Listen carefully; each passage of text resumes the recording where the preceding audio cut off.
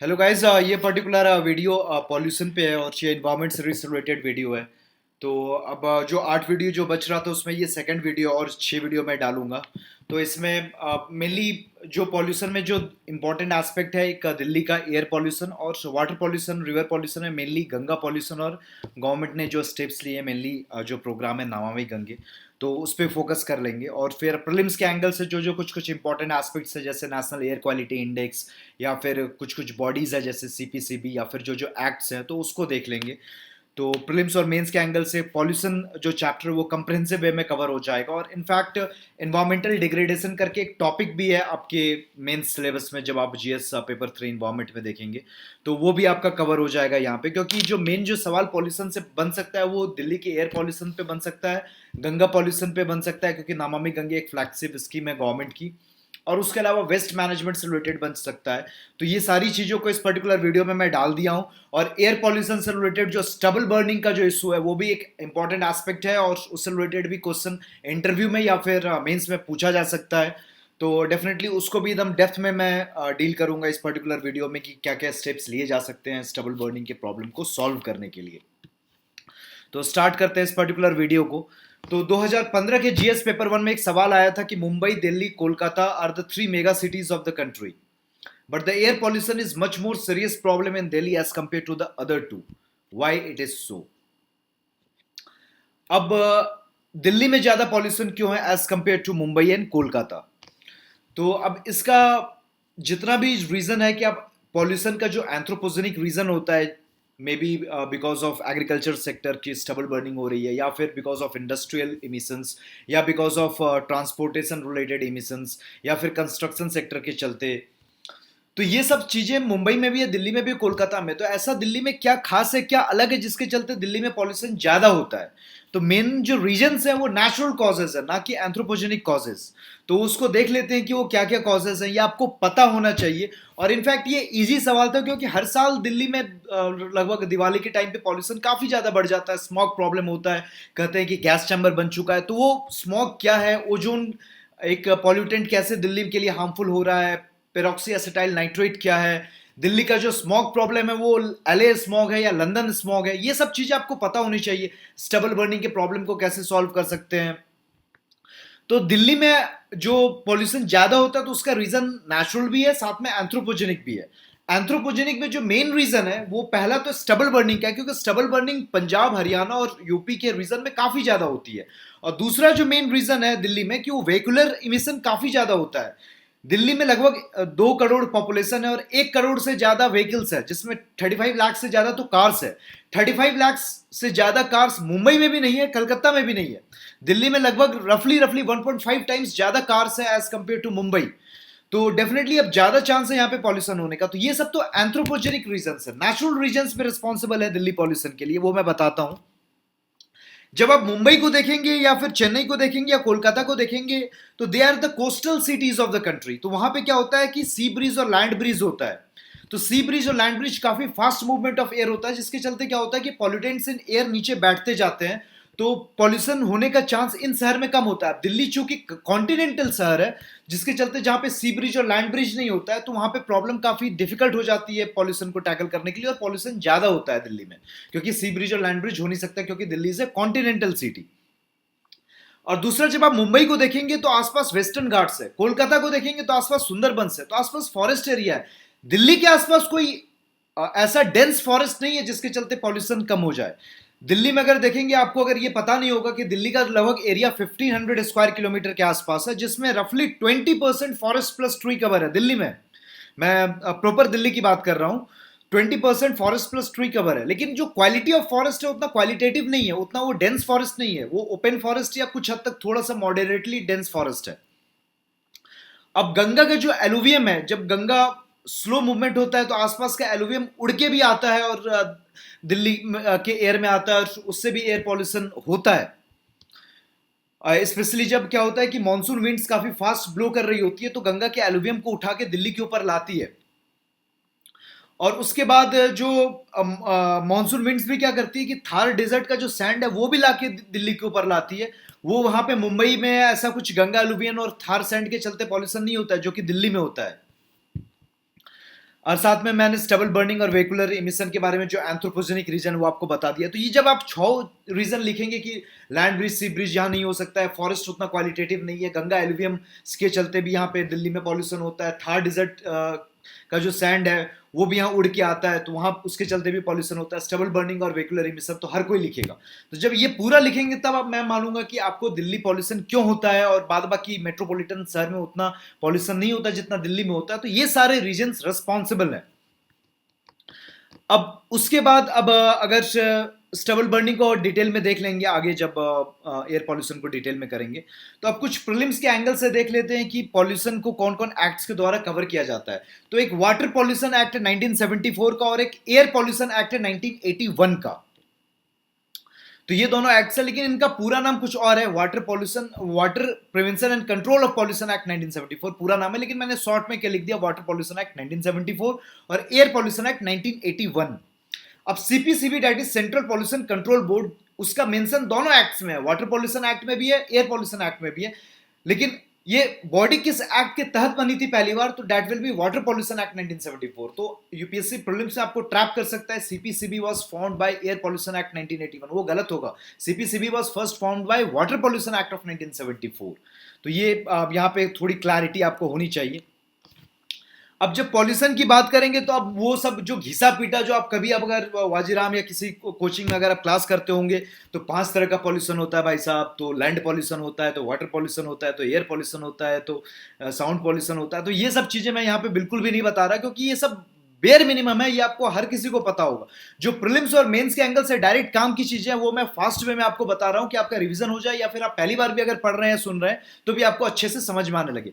अब पॉल्यूटेंट 2 तरह का होता है, types of pollutant, first is primary pollutant और second is secondary pollutant. Primary pollutant का मतलब होता है कि वो डायरेक्टली इमिट होता है। फॉर एग्जाम्पल अगर कार्बन मोनोक्साइड है तो अगर हम कोल की बर्निंग हो रही है in absence in slight presence of oxygen तो कार्बन मोनोक्साइड रिलीज होगा। तो जब कार्बन मोनोक्साइड रिलीज हो रहा है तो वो ये प्राइमरी पॉल्यूटेंट है क्योंकि डायरेक्ट इसका इमिशन हो रहा है। सेकेंडरी पॉल्यूटेंट प्राइमरी पॉल्यूटेंट के रिएक्शन से बनते हैं। फॉर एग्जांपल उसका ओजोन है, पैन है, पेरोक्सी एसिटाइल नाइट्रेट, तो ओजोन और पैन ये सब सेकेंडरी पॉल्यूटेंट्स के एग्जांपल है। क्यों? क्योंकि ये प्राइमरी पॉल्यूटेंट से बनते हैं, डायरेक्टली इनका इमिशन नहीं होता है इन्वायरमेंट में। अब ओजोन कैसे बनता है वो सब चीजें आगे देखेंगे जब दिल्ली पॉल्यूशन का बेसिक स्टार्ट कर रहे होंगे। तो ये प्रीलिम्स के एंगल से डिस्कस कर रहे थे। अब क्या है कि प्रीलिम्स के एंगल से और एक चीज देख लेते हैं, नेशनल एयर क्वालिटी इंडेक्स। अब दिल्ली में पॉल्यूशन होता है तो पॉल्यूशन मेजर करने के लिए कोई एक इंडेक्स होना चाहिए। तो 2014 में एनवायरमेंट मिनिस्ट्री ने क्या किया, एक national air quality index launch किया गया।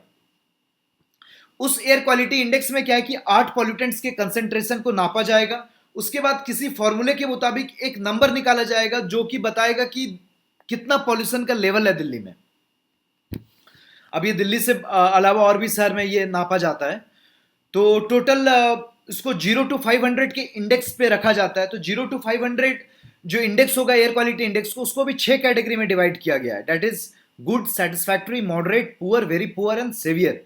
अगर 0 to 50 एयर क्वालिटी इंडेक्स है दैट इज गुड, 50 to 100 है दैट इज सेटिस्फैक्टरी, 100 to 200 है दैट इज मॉडरेट, 200 to 300 है दैट इज पुअर, 300 to 400 है दैट इज वेरी पुअर, और 400 to 500 है दैट इज सेवियर। और 500 से प्लस है तो उस केस में पब्लिक हेल्थ इमरजेंसी डिक्लेयर किया जाता है और ग्रेडेड रेस्पॉन्स एक्शन प्लान को लॉन्च किया जाता है। अब टोटल 8 पॉल्यूटेंट को कवर किया जाता है, that is PM10, PM2.5, NO2, SO2, CO, O3, NS3 and PB। ये 8 पॉल्यूटेंट्स आपको फिंगर टिप्स पे याद होने चाहिए क्योंकि डायरेक्टली यहां पे सवाल पूछा जा सकता है। अब यहां पे क्या होता है कि हर यहां पे कलर कोडिंग होती है। गुड का एक कलर होता है, सेटिस्फैक्टरी का एक कलर होता है, मॉडरेट का एक कलर होता है, पुअर का एक कलर होता है, वेरी पुअर का एक कलर होता है, सेवियर का एक कलर होता है। किसका क्या कलर होता है वो आपको याद करने की जरूरत नहीं है, लेकिन इतना पता होना चाहिए कि जितने भी कैटेगरीज हैं उनकी कलर कोडिंग होती है। अब यहां पे जो 8 पॉल्यूटेंट्स है, तो 8 पॉल्यूटेंट्स को अगर हम यहां पे देखें तो एक जो बेसिक सी चीज है कि कार्बन डाइऑक्साइड यहां पे नहीं होता है। कार्बन डाइऑक्साइड एक ग्रीन हाउस गैस है बल्कि एक पॉल्यूटेंट नहीं है। बहुत लोगों को ये मिसकंसेप्शन होता है कि कार्बन डाइऑक्साइड भी एक पॉल्यूटेंट है। कार्बन डाइऑक्साइड पॉल्यूटेंट है ही नहीं, कार्बन डाइऑक्साइड केवल एक ग्रीन हाउस गैस है। तो यहां पे कार्बन मोनोक्साइड पॉल्यूटेंट है। यूपीएससी जब एक बार सवाल पूछा था, ये 16 में आया था, 17 में आया था, 18 में आया था, मेरे को याद नहीं ईयर, लेकिन नेशनल एयर क्वालिटी इंडेक्स में कौन कौन से पॉल्यूटेंट को कवर किया जाता है, उसमें एक CO2 भी घुसा दिया गया था। अब CO2 पॉल्यूटेंट नहीं है, इतना ही आपको पता होगा, भले आप नेशनल एयर क्वालिटी इंडेक्स के बारे में बिल्कुल भी नहीं पता होगा तो भी आप आंसर कर सकते थे, लेकिन आपको पता होना चाहिए नेशनल एयर क्वालिटी इंडेक्स में कौन कौन से 8 पॉल्यूटेंट्स आते हैं, फिंगर टिप्स पे आपको याद होना चाहिए। अब एक क्या है कि इससे पहले भी एक एयर क्वालिटी इंडेक्स था, that is national ambient air quality standards, NAAQS। तो उसमें जो 8 पॉल्यूटेंट्स थे वो तो थे ही, लेकिन 4 पॉल्यूटेंट कुछ एक्स्ट्रा भी थे, that is arsenic, nickel, benzene और बेंजोपायरिन। बस ये 8 प्लस 4, ये केवल 4 नहीं है, 8 जो थे वो तो थे ही, प्लस ये 4 भी हैं। और आपको ये PDF चाहिए होगा, इससे पहले जो मैरीन इकोसिस्टम का मैंने वीडियो लॉन्च किया साथ में इस पॉल्यूशन वाले इस पर्टिकुलर वीडियो का, तो आपको मेरे टेलीग्राम चैनल पे मिल जाएगा, जिसका लिंक मैं डिस्क्रिप्शन बॉक्स में डाल दूंगा। अब एक सफर भी एयर क्वालिटी इंडेक्स लॉन्च किया गया है। आप अगर दिल्ली में रहते हैं तो आप सफर ऐप डाउनलोड कर सकते हैं अपने iOS या फिर एंड्रॉयड फोन पे, और किस किस स्टेशन में एयर क्वालिटी इंडेक्स कितना कितना है तो ये ऐप आपको बताता है। ये एयर क्वालिटी इंडेक्स भी नापता है, साथ में वेदर फोरकास्टिंग भी आप इस पर्टिकुलर एप्लीकेशन पे देख सकते हैं। ये मिनिस्ट्री ऑफ इन्वायरमेंट के द्वारा लॉन्च नहीं किया गया, ये मिनिस्ट्री ऑफ अर्थ साइंसेज के द्वारा लॉन्च किया गया, क्योंकि इसमें वेदर फोरकास्टिंग भी है, और weather forecasting is done by ministry of earth sciences. इससे पहले जो था नेशनल एयर क्वालिटी इंडेक्स और national ambient air quality standards, ये मिनिस्ट्री ऑफ इन्वायरमेंट के द्वारा लॉन्च किया गया था, और SAFAR ministry of earth sciences के द्वारा लॉन्च किया गया है। अब ओजोन के बारे में देख लेते हैं, ओजोन एज ए पॉल्यूटेंट के बारे में। अब ओजोन स्ट्रेटोस्फेयर में भी पाया जाता है, वहां पे ओजोन कैसे अल्ट्रावायलेट रेज को रोकता है और ओजोन डिप्लेशन, ये सब चीज के बारे में जब ओजोन डिप्लेशन पे मैं वीडियो बनाऊंगा तो उसमें डिस्कस कर लेंगे। और जो 6 वीडियोस बच रही है वो मैं आपको एक बार फिर से बता देता हूँ। एक मैं फॉरेस्ट पे बनाऊंगा, एक मैं वेटलैंड्स पे बनाऊंगा जिसमें मैं रामसार साइट्स को भी कवर करूंगा, एक मैं नेशनल पार्क पे बनाऊंगा, एक मैं क्रिटिकली इंडेंजर्ड स्पेसीज पे बनाऊंगा, एक ओजोन डिप्लेशन पे होगा और एक क्लाइमेट चेंज पार्ट 2 होगा। ये 6 वीडियोस बच रही है। तो ओजोन डिप्लेशन की एक सेपरेट वीडियो होगी तो उसमें ओजोन डिप्लेशन के बारे में देख लेंगे। ओजोन केवल स्ट्रेटोस्फेयर में नहीं, वो ट्रोपोस्फेयर में भी पाया जाता है। तो ट्रोपोस्फेयर में जो पाया जाता है ओजोन, वो एक पॉल्यूटेंट होता है, इसीलिए उसको हम एक बैड ओजोन कहते हैं। अब पॉल्यूटेंट क्यों होता है? क्योंकि वो स्किन और आईज के लिए हार्मफुल होता है। ये एक सेकेंडरी पॉल्यूटेंट, मैंने आपको बताया था। अब सेकेंडरी पॉल्यूटेंट प्राइमरी पॉल्यूटेंट से बनते हैं। तो वोलेटाइल ऑर्गेनिक कंपाउंड्स और नाइट्रोजन ऑक्साइड्स, ये सब प्राइमरी पॉल्यूटेंट है। ये दोनों जब सनलाइट के प्रेजेंस में रिएक्ट करते हैं तो ये ओजोन प्लस पैन बनाते हैं। Ozone is a secondary pollutant, or pan, that is peroxyacetyl nitrate, it is also a secondary pollutant। तो ऐसे ओजोन बनता है। ओजोन प्राइमरी पॉल्यूटेंट से बनता है, इसलिए सेकेंडरी पॉल्यूटेंट है। सेकेंडरी पॉल्यूटेंट्स का एग्जांपल क्या क्या है? ओजोन और पैन। तो दिल्ली का जो स्मॉग प्रॉब्लम है उसमें ओजोन और पैन का प्रेजेंस होता है, और काफी ज्यादा होता है। और ओजोन और पैन के प्रेजेंस से ही हम बोलते हैं कि गैस चैम्बर बन चुका है दिल्ली का एयर। गैस चैम्बर एक वो लिटरेरी टर्म आप बोल सकते हो, लेकिन एक्चुअली वो ओजोन प्लस पैन होता है। ये आपको पता होना चाहिए साइंटिफिकली। अब अगर आप दिल्ली में रहते हो तो आपको ये इंटरव्यू में ये सब पूछा जा सकता है, सिविल सर्विसेज के इंटरव्यू में, कॉमन सी बात है। और किस तरह का स्मॉग होता है, LA स्मॉग होता है, लॉस एंजलिस स्मॉग होता है कि लंदन स्मॉग होता है, ये सब आपको पता होना चाहिए। तो इसको डिस्कस करते हैं।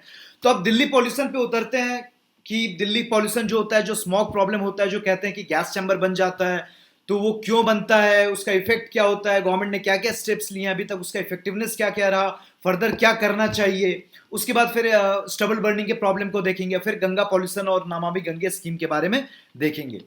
तो दिल्ली का जो पॉल्यूशन होता है, जो विंटर के टाइम में आप देखेंगे, तो विंटर के टाइम में होता क्या है कि जो नेचुरल प्रॉब्लम्स मैंने आपको स्टार्टिंग में ही बताया था कि थार डेजर्ट का सैंड आता है। अब दिल्ली में एक रिज माउंटेन है, आपको पता होगा कि अरावली इंडिया का ओल्डेस्ट माउंटेन सिस्टम है, तो वो राजस्थान में है, लेकिन उसका एक स्ट्रेच हरियाणा और दिल्ली तक भी आता है, साउदर्न दिल्ली तक आता है। तो मिड दिल्ली में एक दिल्ली रीज है जो अरावली माउंटेन का ही एक्सटेंशन है।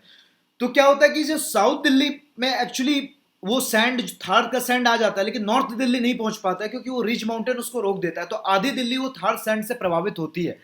तो कॉजेस क्या क्या है, एक बार वो आगे वाले स्लाइड में देख लेंगे। तो अब जो विंटर के टाइम पे जो हम बोलते हैं स्मॉग प्रॉब्लम हो जाती है दिल्ली में, वो जो स्मॉग प्रॉब्लम है दिल्ली में जो होती है वो LA स्मॉग है। 2 तरह का स्मॉग होता है। स्मॉग क्या हुआ? Smoke plus fog. तो अब ये क्लासिकल टर्म है स्मॉग कि स्मोक और फॉग।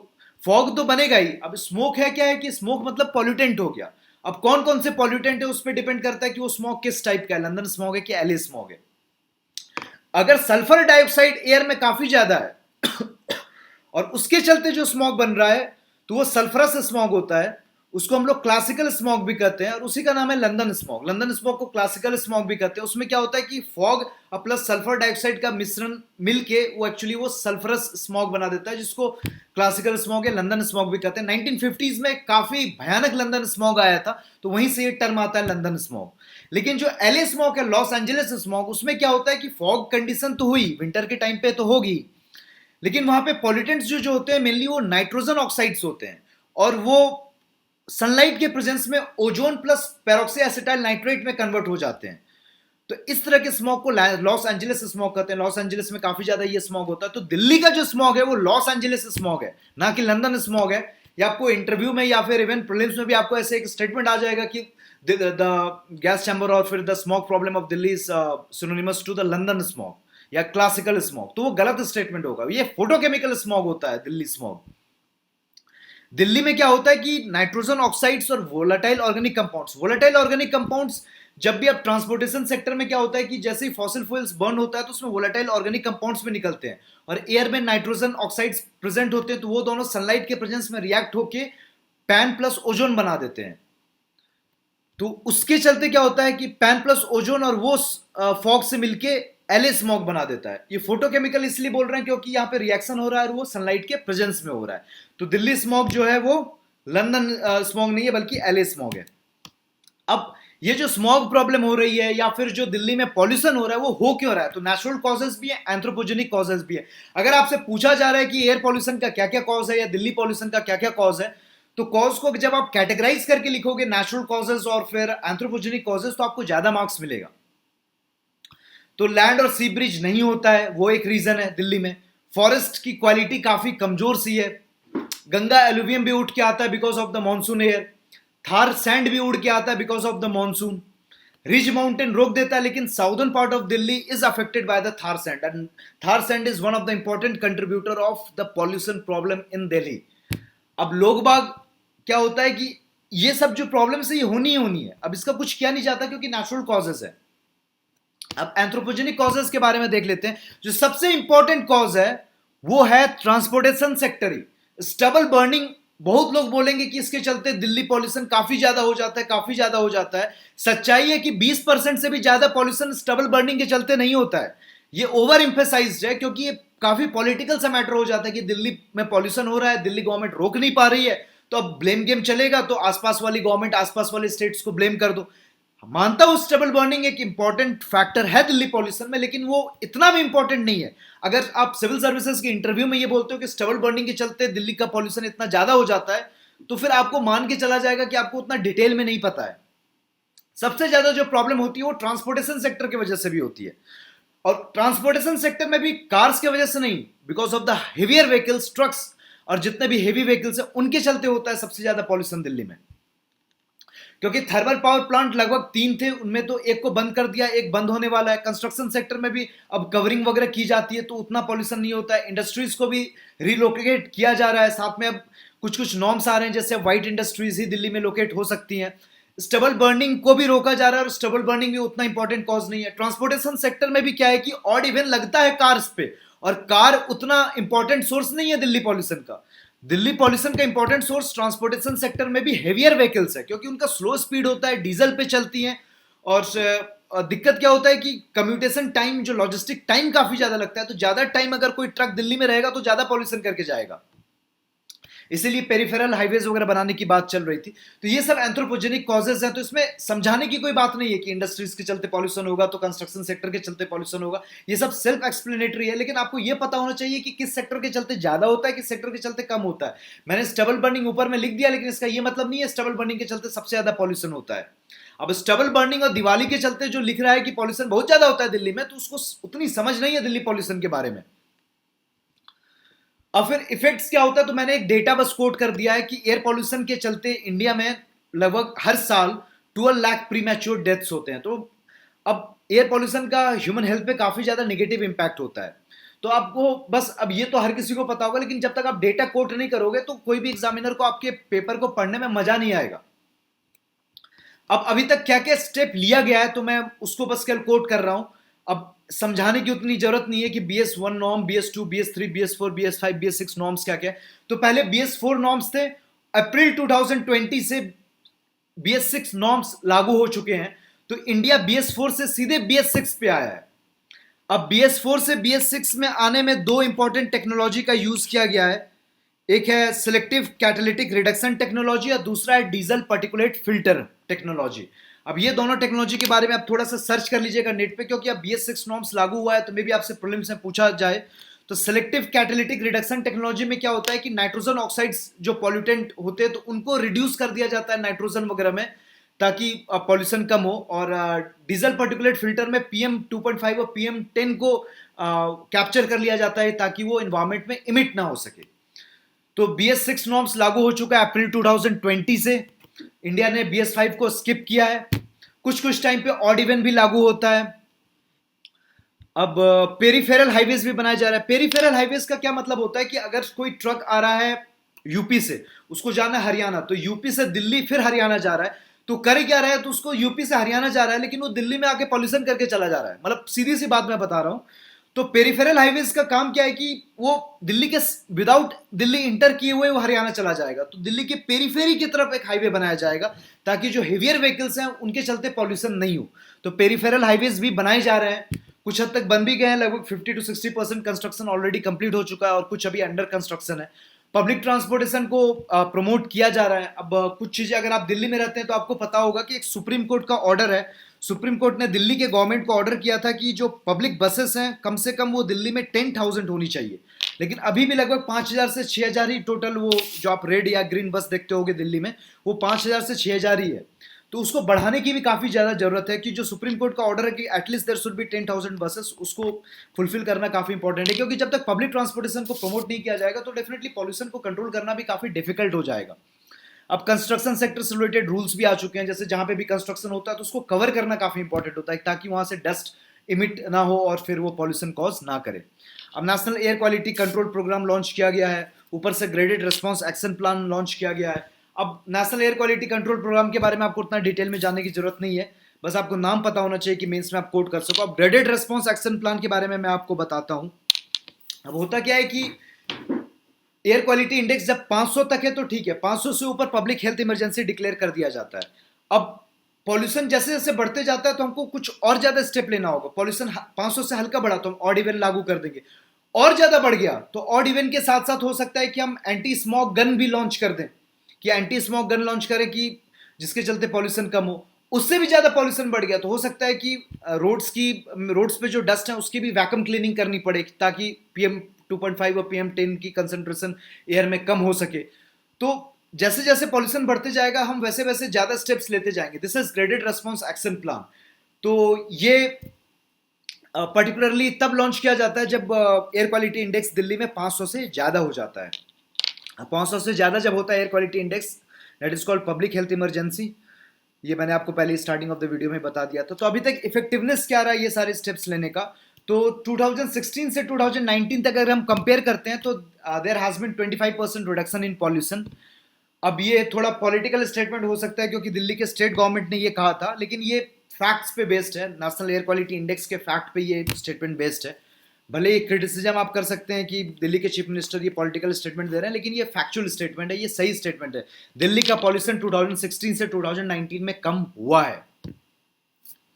अब यही बात है कि अब जब तक आप एग्जाम में आप लिख रहे हैं कि has there been any effectiveness in all the steps that have been taken, तो आपको लिखना पड़ेगा ये वाला स्टेटमेंट कि हाँ पॉल्यूशन कम हुआ। ये चीज आपको पता होनी चाहिए। अगर आपको लग रहा है कि पॉल्यूशन बढ़ते जा रहा है साल ब साल, तो आप फैक्चुअली आप रॉन्ग डायरेक्शन में आप सोच रहे हैं। उसके बाद फर्दर और क्या करना पड़ेगा, आप BS4 से BS6 पे तो आ गए तो उसमें इमिशंस तो कम होगा, लेकिन जब तक नंबर ऑफ व्हीकल्स कम नहीं होती है तो तब तक कुछ हो नहीं सकता है। तो उसके लिए पॉल्यूशन टैक्स लगाया जा सकता है, पब्लिक ट्रांसपोर्टेशन को प्रमोट किया जा सकता है। उसके साथ साथ कुछ जैसे चाइना ने एक स्टेप लिया था कि हर साल लोग नई गाड़ियां खरीदते हैं, तो मान के चलते हैं कि 1 करोड़ नई गाड़ी इंडियंस लोग खरीदते हैं। अगर हम कैपिंग ही लगा दें कि 10 लाख से ज्यादा इंडिया में कार बिक ही नहीं सकती है, या पर्टिकुलरली दिल्ली में कैप लगा दें कि दिल्ली में नई कार इतना से ज्यादा नहीं बिक सकती है, और आप दूसरे स्टेट में खरीद के दिल्ली में अगर अप्लाई कर रहे हो तो फिर वो इलीगल होगा। तो उस केस में क्या होगा कि लिमिटेशन ऐसे ही लग जाएगा।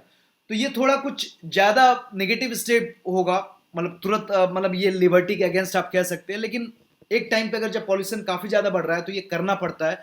चाइना ने भी ये मतलब बीजिंग के लिए कर रखा है। ऊपर से अब रेन्यूएबल एनर्जी प्रमोट करना, इलेक्ट्रिक व्हीकल्स प्रमोट करना, तो अल्टीमेट स्ट्रेटजी है पॉल्यूशन को कम करने के लिए। अब स्टबल बर्निंग के बारे में देख लेते हैं। तो Delhi pollution is incomplete without the story of stubble burning. हालांकि स्टबल बर्निंग एक मेजर कॉज नहीं है दिल्ली पॉल्यूशन के लिए, ये मैं बार बार चीख चीख के बोल रहा हूं, क्योंकि अगर आप दिल्ली में रहे हैं और अगर आप सिविल सर्विसेज का इंटरव्यू भी फेस करेंगे तो स्टबल बर्निंग दिल्ली पॉल्यूशन तो डेफिनेटली आपको इंटरव्यू में पूछा जाएगा।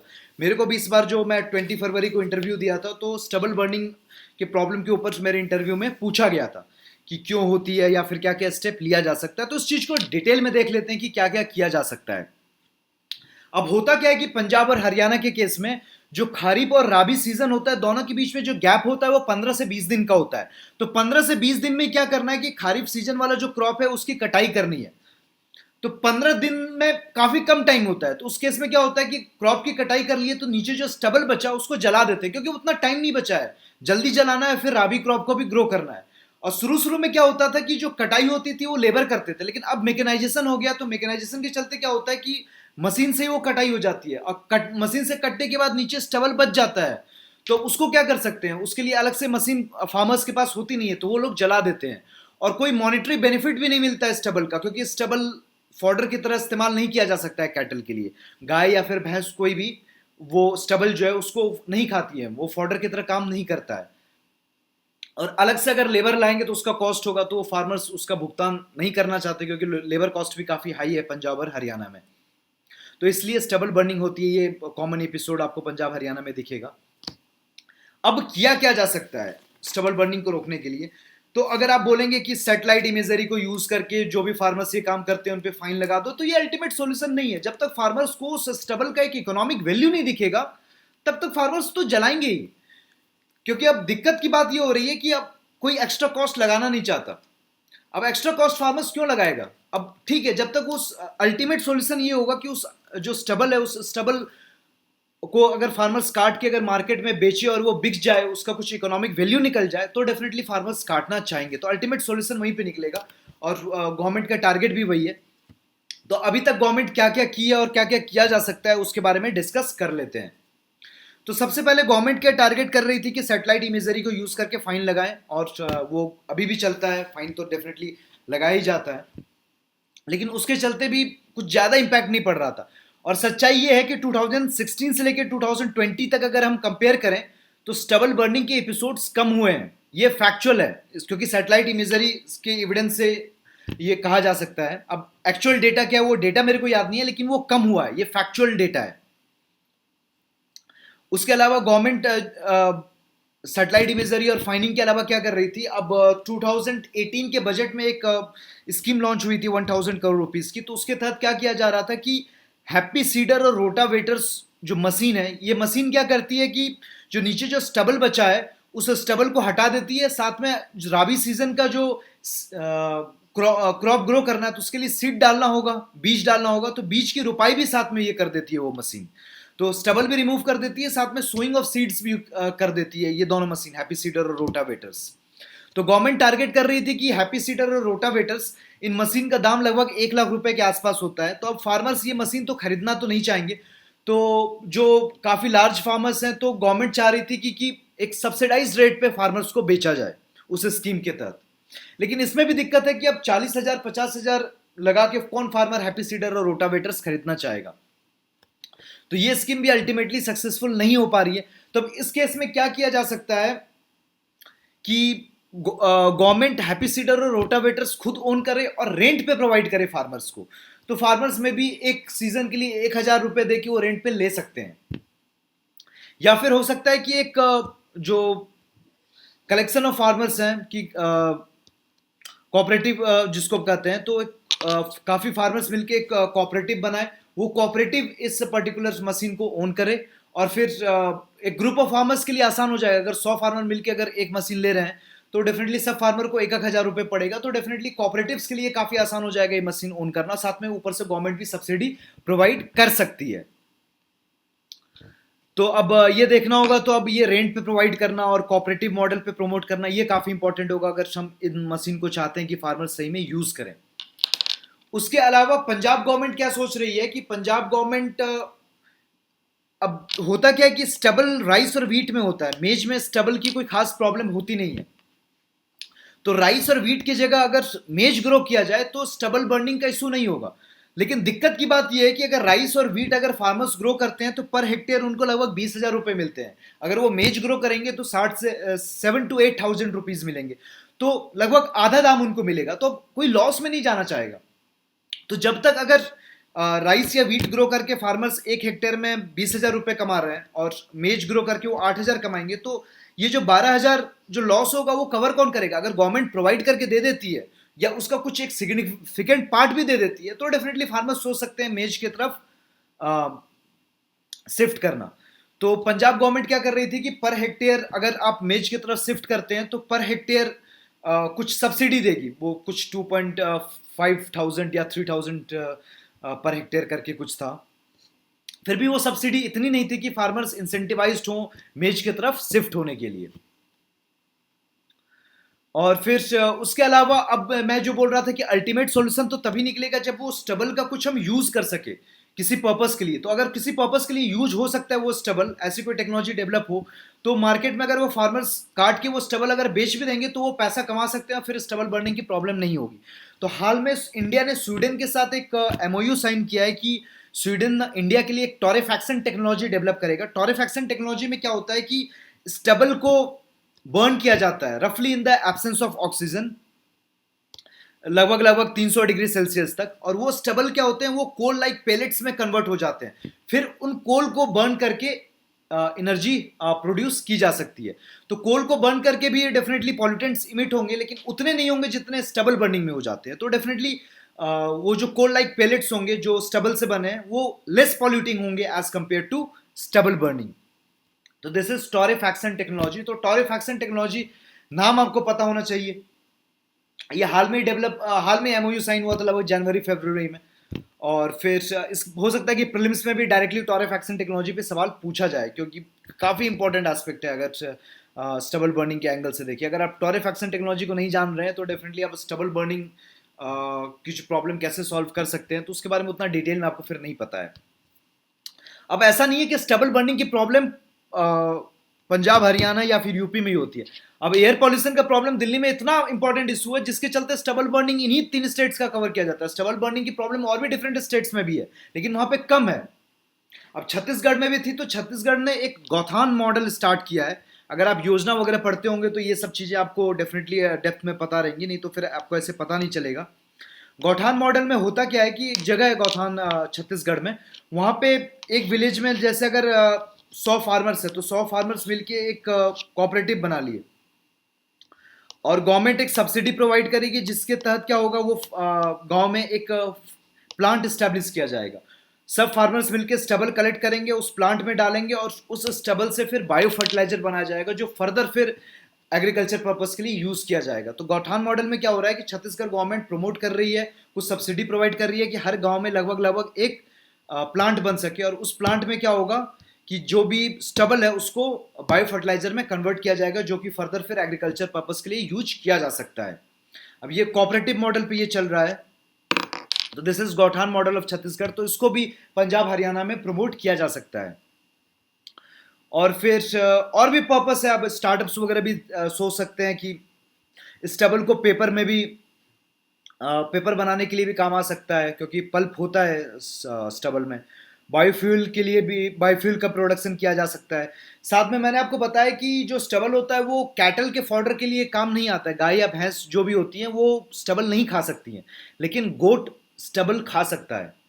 तो गोट के लिए फॉडर इंडस्ट्री प्रमोट किया जा सकता है, और वो स्टबल को कलेक्ट करके पूरे कंट्री वाइड में गोट के फॉडर के लिए उस स्टबल को यूज़ किया जा सकता है।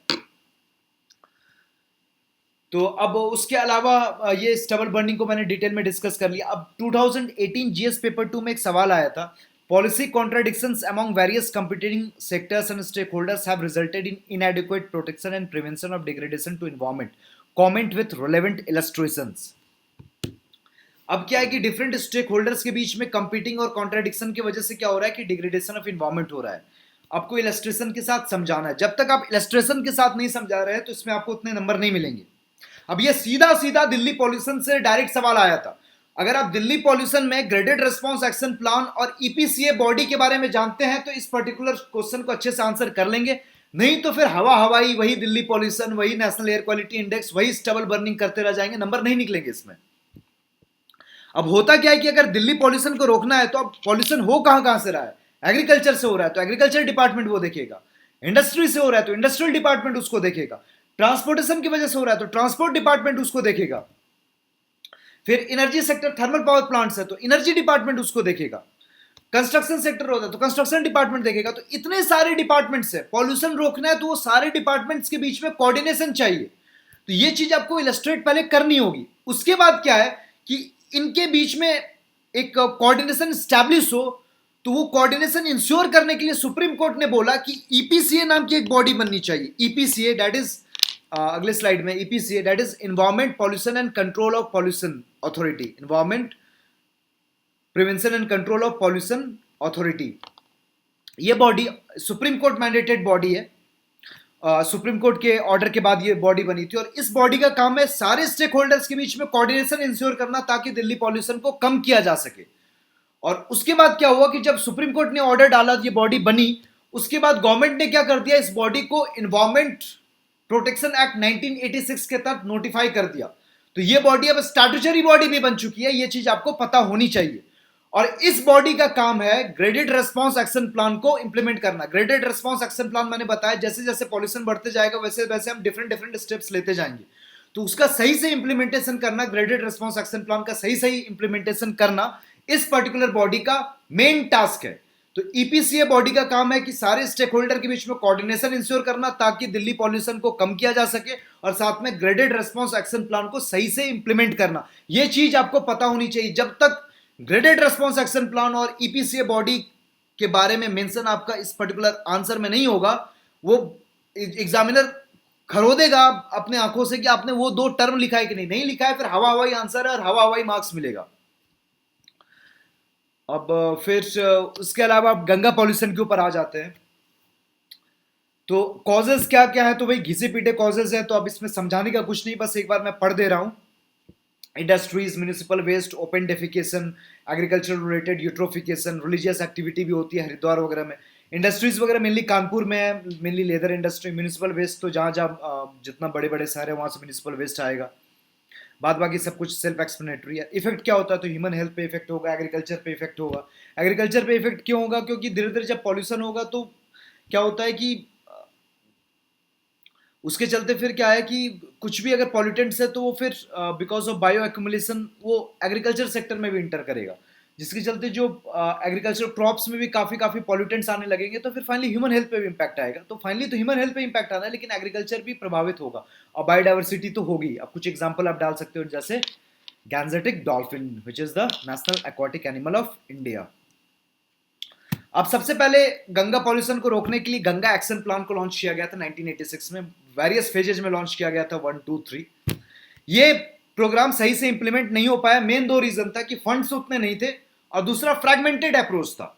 अब ये दो चीजें आपको जेनरिक जेनरिक लग रही होंगी, क्योंकि किसी भी फेज में 1000 करोड़ से ज्यादा फंड नहीं दिया गया था किसी भी फेज में। और अगर नमामि गंगा की बात करूं तो 10,000 करोड़ रुपए का फंड दिया गया है। तो फंड का तो सीधे अंतर है, और फंड के अंतर से काफी इंप्लीमेंटेशन पे उसका इंपैक्ट पड़ता है। और गंगा एक्शन प्लान में आप देखेंगे गंगा एक्शन प्लान अलग चल रहा है भाई साहब, वो भी डिफरेंट फेजेज में। यमुना एक्शन प्लान अलग चल रहा है। अब गंगा यमुना, एक का पॉल्यूशन दूसरे के पॉल्यूशन से रिलेटेड है, दोनों को अलग अलग चलाओगे तो काम नहीं चलेगा। फ्रैगमेंटेड अप्रोच हमेशा ही फेल होगी। जब गंगा को क्लीन करना है तो जब गंगा को क्लीन कर रहे हैं उसके साथ साथ उसके वेरियस ट्रिब्यूटरीज को भी क्लीन करना होगा, और स्टेट वाइज अप्रोच नहीं लेना होगा, होलिस्टिक अप्रोच लेना होगा। क्योंकि अगर आप यूपी में गंगा साफ भी कर लिए तो उत्तराखंड में साफ नहीं है, तो फिर फाइनली यूपी वाली गंदी होनी है। मतलब आप स्टेट वाइज अप्रोच नहीं ले सकते। पूरी की पूरी प्रॉब्लम गंगा एक्शन प्लान में क्या थी कि स्टेट वाइज अप्रोच थी, फेज्ड अप्रोच थी, और उसके ट्रिब्यूटरीज में तो ध्यान ही नहीं दे रहे थे। तो फ्रैगमेंटेड अप्रोच था। फ्रैगमेंटेड अप्रोच और लैक ऑफ फंड्स की वजह से गंगा एक्शन प्लान उतना सक्सेसफुल नहीं हो पाया। उसके बाद गवर्नमेंट ने नमामि गंगे लॉन्च किया था, ये रिसेंटली 2014 गवर्नमेंट हुआ था। अब जो भी प्रीलिम्स के एंगल से कुछ कुछ जो इंपॉर्टेंट एस्पेक्ट है वो मैं बता रहा हूं। 100% सेंट्रली फंडेड प्रोग्राम है। उसके अलावा यहाँ पे जो फंड है वो नॉन लैप्सेबल है। 10,000 करोड़ का फंड था 5 साल के लिए, और hybrid annuity model, PPP model पे ये बेस्ड है। अब हाइब्रिड एन्युइटी मॉडल आपको अच्छे से पता होना चाहिए, क्योंकि इकोनॉमिक्स में इन्वेस्टमेंट मॉडल आपको सिलेबस में मेंशन्ड है, और हाइब्रिड एन्युइटी मॉडल, हैम मॉडल, HAM, ये सबसे रिसेंट मॉडल है, तो आपको इसको अच्छे से आपको पता होना चाहिए हैम के बारे में। अब कंपोनेंट्स ऑफ नमामि गंगे क्या क्या है, तो ये 8 कंपोनेंट है। 8 कंपोनेंट रटे होने चाहिए, और नमामि गंगे के बारे में इंपॉर्टेंट फीचर्स आपको रटे होने चाहिए। अगर मेंस में सवाल आता है नमामि गंगे पे, अगर ये 8 कंपोनेंट आपको रटे नहीं है तो आपको नंबर निकलेगा नहीं सही सही। सीधी सी बात मैं बता रहा हूं कि गंगा साफ हो जाएगी तो मैं ये करना होगा, वो करना होगा, इतना फंड है तो ये कोऑर्डिनेशन स्टैब्लिश किया गया, ये सब चीजें हर कोई लिखेगा। जब तक आप इफेक्टिव ऑब्जेक्टिव वे में क्या 8 कंपोनेंट आपको नहीं पता है तो आपके नंबर आपको नहीं मिलेंगे। तो ये 8 कंपोनेंट है: sewerage treatment infrastructure, river front development, river surface cleaning, biodiversity, afforestation, public awareness, industrial effluent monitoring और गंगा ग्राम। जब आप पेपर पे खुद से लिखेंगे तो आपको याद हो जाएगा। 8 में आपको 5-6 भी याद हो गया ना तो भाई साहब तब भी काफी अच्छा सिनेरियो है। लोग बाग अगर छोड़ के जो ये जा रहे हैं, अगर सवाल आ गया तो डेफिनेटली आपके मार्क्स वहां जा रहे हैं। अब सीवरेज और इफ्लुएंट में क्या होता है, सीवरेज म्यूनिसिपल वेस्ट को कहते हैं, इफ्लुएंट इंडस्ट्रियल वेस्ट को कहते हैं। और बाद बाकी गंगा ग्राम यहाँ पे क्या है कि जिस भी पर्टिकुलर विलेज जो गंगा के किनारे, वो अगर ओपन डेफिकेशन फ्री हो जाता है तो उसको गंगा ग्राम कहते हैं।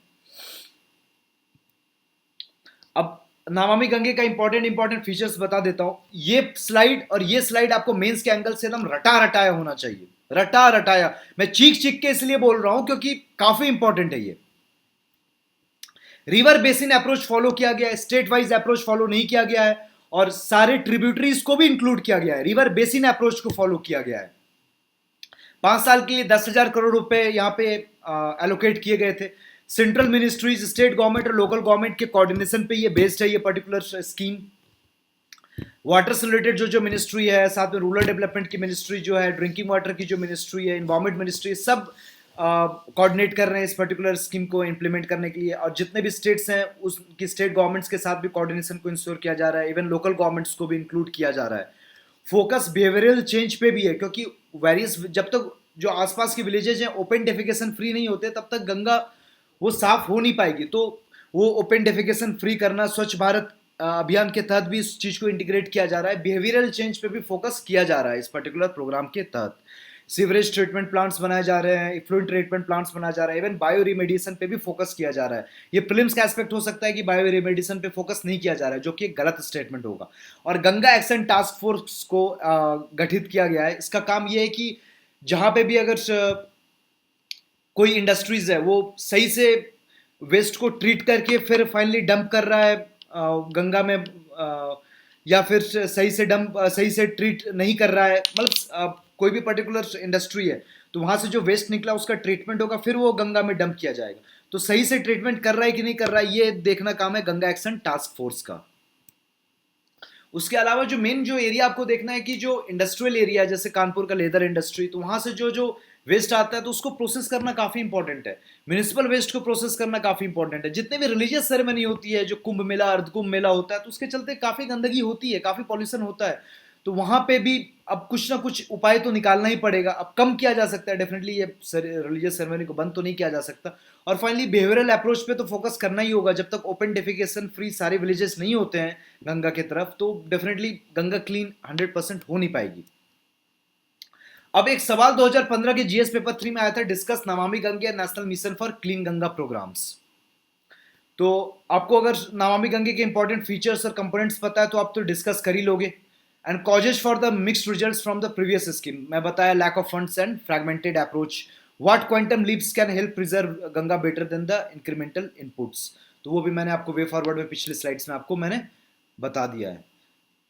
और उसके अलावा कुछ कुछ टिडबिट मैं बता देता हूँ। एसिड रेन क्या है, अब क्या है कि जो रेनफॉल होती है, तो अगर एयर में क्या होता है कि कुछ कुछ नाइट्रोजन ऑक्साइड्स होते हैं, सल्फर ऑक्साइड्स होते हैं, तो वो रेन के साथ कंबाइन करके क्या होता है कि एसिड में कन्वर्ट हो जाते हैं, तो उसी से एसिड रेन होती है। और इसका पीएच 7 से कम होता है। ओशन एसिडिफिकेशन क्या होता है कि ओशन में CO2 एब्जॉर्ब हो जाता है, जिसके चलते ओशन वाटर का पीएच कम हो जाता है। अब एक ध्यान रखने वाली बात यह है कि एसिड रेन में रेन एसिडिक होता है, ओशन एसिडिफिकेशन के चलते ओशन वाटर एसिडिक नहीं होता है। ओशन एसिडिफिकेशन का मतलब है कि CO2 के एब्जॉर्प्शन की वजह से ओशन वाटर का पीएच कम हो गया है, कम होके भी पीएच 7 से कम नहीं हुआ है, जिसके चलते अभी भी ओशन वाटर बेसिक है। मतलब ओशन वाटर का पीएच पहले 8 होगा, अब वो 7.5 हो गया है, पीएच तो कम हो रहा है, इसीलिए ओशन एसिडिफिकेशन है, लेकिन अभी भी ओशन वाटर एसिडिक नहीं हुआ है।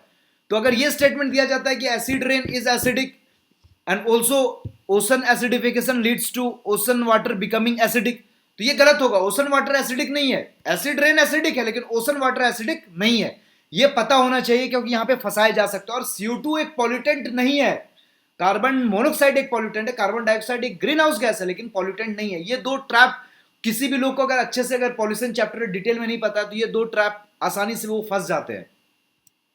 उसके बाद वेस्ट ट्रीटमेंट के बारे में देख लेते हैं। तो ये मेंस के एंगल से थोड़ा इंपॉर्टेंट हो जाएगा, चाहे वो प्लास्टिक वेस्ट हो, ई वेस्ट हो, कुछ भी हो, किसी भी वेस्ट ट्रीटमेंट की बात अगर की जा रही है, तो अगर मेंस में कुछ भी सवाल आता है कि वेस्ट ट्रीटमेंट अच्छे से कैसे किया जा सकता है, तो आप उसको बाकायदा चारों स्टेज में अच्छे से डिस्कस कीजिएगा। एक पहला कलेक्शन स्टेज है, वेस्ट कलेक्ट किया गया हाउस होल्ड पे, तो वहाँ पे ऑर्गेनिक और नॉन ऑर्गेनिक या फिर वेट और ड्राई वेस्ट को अलग अलग करना, सेग्रीगेट करना काफ़ी इंपॉर्टेंट होता है। तो वहाँ पे वेस्ट का कलेक्शन हो गया, फिर ट्रांसपोर्टेशन होगा, फिर प्रोसेसिंग होगा, फिर फाइनली डंपिंग होगा। डंपिंग में भी लैंडफिल्स में जो जो प्रॉब्लम्स होती है वो डिस्कस कर सकते हैं। तो ये चारों स्टेज में आपको डिस्कस करना है। क्या प्रॉब्लम्स है वो जेनरिक है, लेकिन अगर आप इस तरह स्ट्रक्चर्ड वे में अगर डिस्कस करोगे तो आपको ज्यादा मार्क्स मिलेंगे। फिर रिसाइकलिंग करना, मतलब ये काफी इंपॉर्टेंट होता है। वेस्ट टू एनर्जी में भी कन्वर्ट किया जा सकता है, स्पेशली ऑर्गेनिक वेस्ट को बायोफ्यूल में कन्वर्ट किया जा सकता है। बायो रेमेडिएशन भी एक टेक्निक है। बायो रेमेडिएशन में क्या होता है कि जो पॉल्यूटेंट है उसको नॉन पॉल्यूटेंट में कन्वर्ट किया जाता है, मेनली बाय माइक्रो ऑर्गेनिजम्स। अगर प्लांट्स उस चीज को कन्वर्ट करते हैं तो उसको बोलते हैं फाइटो रेमेडिएशन। तो ये पूरे पॉल्यूशन के चैप्टर को मैंने कंप्रिहेंसिव वे में डिस्कस कर लिया। मेंस के एंगल से मैंने दिल्ली पॉल्यूशन कवर कर दिया और नमामि गंगे और गंगा पॉल्यूशन कवर कर दिया। प्रीलिम्स के एंगल से क्या क्या एक्ट्स है, CPCB बॉडी है, नेशनल एयर क्वालिटी इंडेक्स है, सफर ऐप है, ये भी मैंने डिस्कस कर लिया। और स्टबल बर्निंग का जो इंपॉर्टेंट इशू है वो भी इस पर्टिकुलर वीडियो में डिस्कस कर लिया। पॉल्यूशन चैप्टर मैंने कंप्रिहेंसिव वे में डिस्कस कर लिया। और इससे बढ़िया आपको अगर अगर आप शंकर किताब भी पढ़ेंगे तो आपको उतने अच्छे से समझ में नहीं आ सकता है, या फिर आप पढ़ेंगे तो कुछ चीजें जो पता होनी चाहिए वो आपको पता भी नहीं चलेगी। और इनफैक्ट कुछ कुछ जो बेकार की चीजें वो भी डाली हुई है, क्योंकि वो भी कहीं से छापा हुआ है। तो इससे बढ़िया आपको अगर मटेरियल कहीं पे भी नहीं मिल सकता, अगर किसी भी आप बुक में ढूंढ रहे हैं।